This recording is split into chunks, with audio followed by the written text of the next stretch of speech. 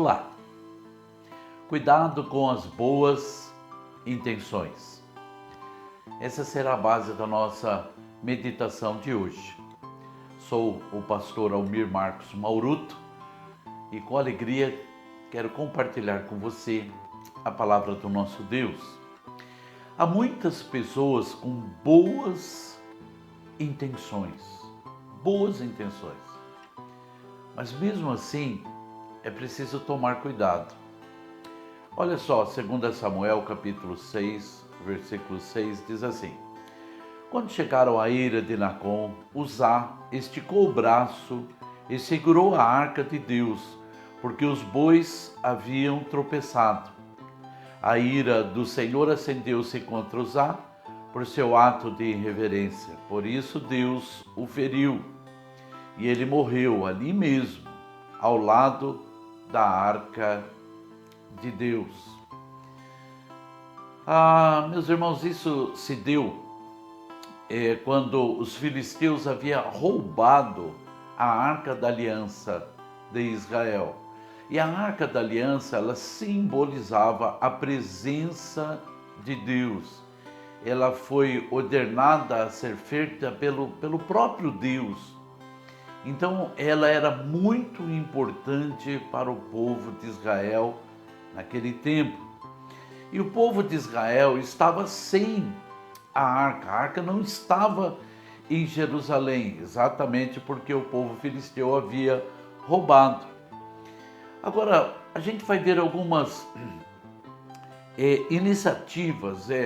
boas iniciativas para que a arca então fosse trazida de volta. E a primeira iniciativa, boa intenção, é que Davi então decidiu que a arca deveria ser trazida de volta. Então, os filisteus estavam dispostos a devolver a arca.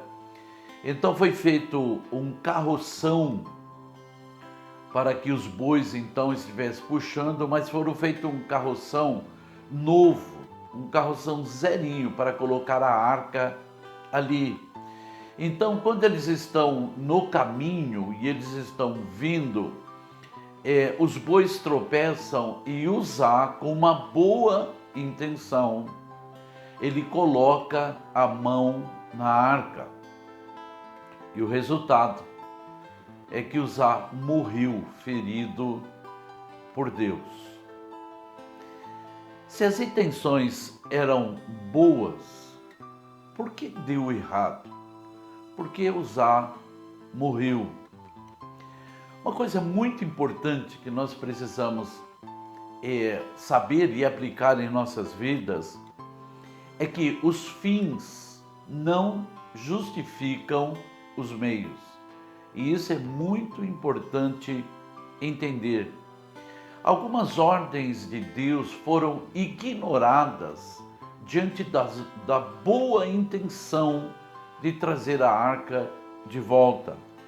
A arca só poderia ser transportada nos ombros dos sacerdotes. Ela não poderia ser transportada em um carroção, mesmo que esse carroção fosse novinho e nunca tivesse sido usado. Ele teria que ser transportado no ombro dos sacerdotes. Ninguém podia colocar a mão na arca, por isso que tinha as argolas. E eram colocados ali nas argolas varões, e os varões então eram colocados nos ombros dos sacerdotes. A arca era muito pesada, mas era assim que tinha que ser feito. E quando a arca ela era transportada, precisava que houvesse um véu cobrindo a arca para que ninguém olhasse para ela. Deus estabeleceu assim, dessa forma. E a gente vê tudo isso no livro de Êxodo, Deus dando essa direção a Moisés, desde a construção, a forma que foi feita, a forma de transportar a arca, por que tinha que ter o véu em cima. Bom, tudo isso é uma ordenança de Deus. Mas diante da boa intenção de trazer a arca, todas essas recomendações e ordens de Deus, elas foram ignoradas. Elas foram ignoradas. E como eles tinham a boa intenção de trazer, e isso era bom, que a arca viesse então para Jerusalém, isso era uma coisa boa, mas os meios fez com que houvesse uma morte. Os meios foram os meios errados. Por isso que é importante salientar outra vez que os fins não justificam os meios. Quando eu penso nessa passagem, nessas coisas, eu preciso aqui destacar o ministério Robin Hood. E eu só quero usar isso como exemplo, Robin Hood. Eu não quero discutir aqui se ele existiu, se ele não existiu, se é uma lenda, se é uma história real. Essa não é a questão, é só para poder dar um exemplo, porque todos nós conhecemos o filme, o personagem Robin Hood, né? E o que Robin Hood fazia? Robin Hood fazia ação social. É isso que Robin Hood fazia. Diante de uma época tão difícil, onde os ricos, eles eram muito abastados, poucas pessoas eram ricas, e a grande parte do povo passava necessidade, passavam fome. E Robin Hood, vendo tudo isso, ele se rebela e ele começa então a roubar dos ricos que não queriam ajudar os pobres. Então ele começou a roubar dos ricos, não para ficar rico, não para si mesmo, mas para poder dar para o povo. Então essa ação de Robin Hood era uma ação social. E sabe, meus irmãos queridos, nós nunca podemos tentar justificar os meios pelos fins, ou seja, ação social e dar para quem tem fome, isso é muito bom, mas roubar para fazer isso, aí não se aplica. Eu quero dar alguns exemplos para vocês, e olha só, João capítulo 8, versículo 44, diz assim: vocês pertencem ao pai de vocês, o diabo, e querem realizar o desejo dele. Ele foi homicida desde o princípio e não se apegou à verdade, pois não há verdade nele. Quando mente, fala sua própria língua, pois é mentiroso e pai da mentira. Pai da mentira, pai dos mentirosos. Agora, permita-me colocar uma situação. Vamos supor que uma moça chegasse em sua casa, e essa moça é solteira, e ela não dormiu em casa.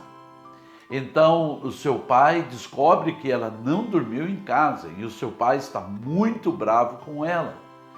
Então, ela corre até a sua casa e ela diz para você: olha, por favor, eu preciso que você confirme que eu dormi aqui essa noite, porque o meu pai é muito bravo, e se o meu pai descobrir que eu dormi em outro lugar, provavelmente meu pai vai me colocar para fora de casa, vai me expulsar de casa.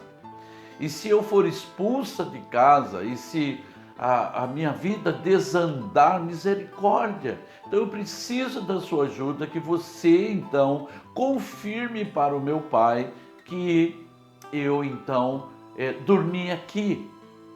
Bom, você pode pensar na moça e dizer: puxa, se o pai dela colocar ela para fora, ela pode sofrer muito por causa disso, e misericórdia, o que pode acontecer. Então a boa intenção é ajudar essa moça. Então você confirma a história que ela dormiu na sua casa, mas isso é mentira.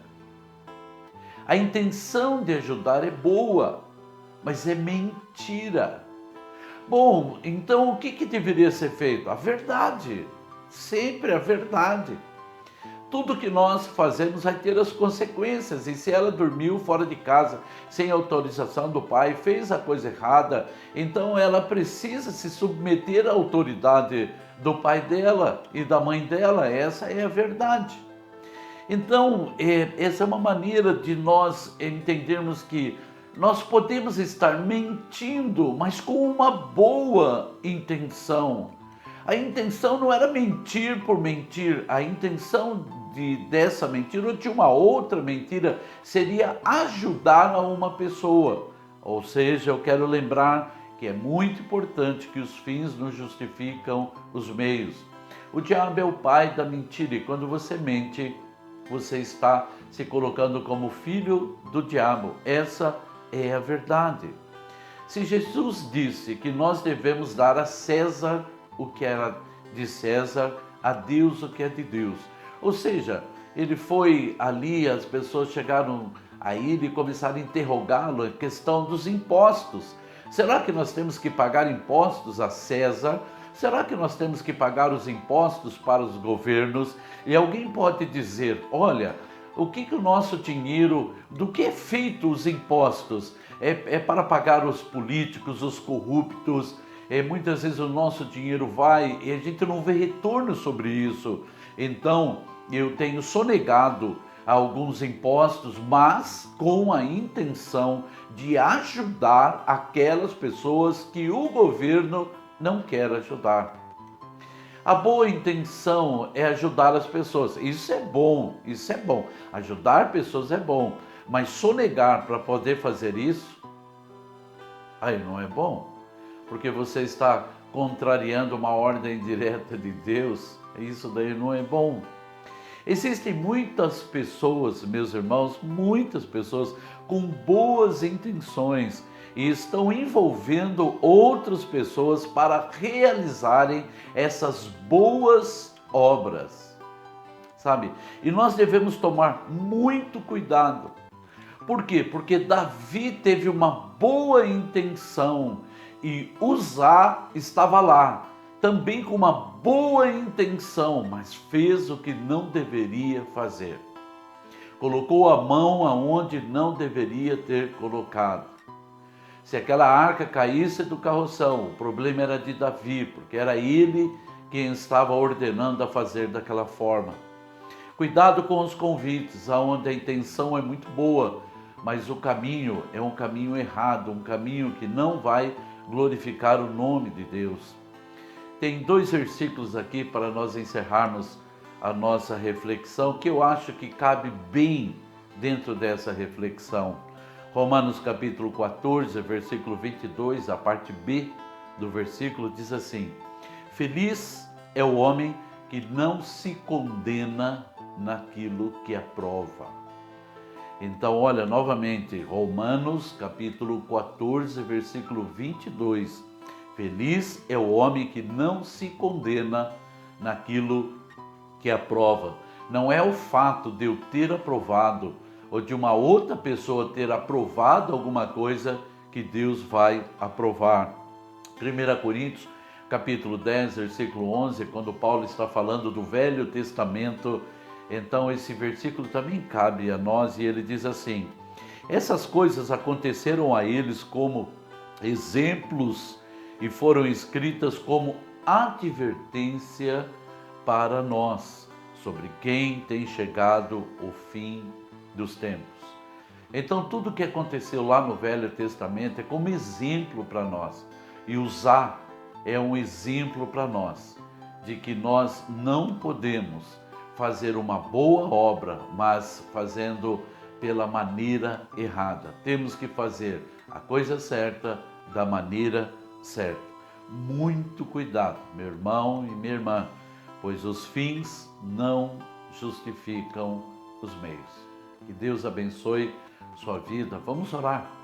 Pai eterno e maravilhoso Deus, abre o nosso entendimento para que possamos, ó Deus Todo-Poderoso, não cair, Senhor Deus amado, numa obra de boa intenção, qual foi o caso de Uzá. Ele tinha uma boa intenção, Davi também tinha uma boa intenção, mas eles estavam usando os meios errados. Senhor Deus amado, abre os nossos olhos para que a gente possa estar fazendo a coisa certa do jeito certo, Senhor Deus amado, a obra certa da maneira correta, porque certamente o Senhor nunca vai justificar os meios errados, para um fim, Senhor Deus amado, proveitoso. Eu peço a direção do Seu Espírito sobre mim e sobre cada um dos meus irmãos que estão, Senhor Deus, me ouvindo neste momento. Agradeço por Sua misericórdia, em nome do Senhor Jesus Cristo. Amém. Amém. Glória a Deus. Meu irmão, minha irmã, que Deus abençoe você grandemente. Um grande abraço desse pastor, em nome do Senhor Jesus Cristo. Amém.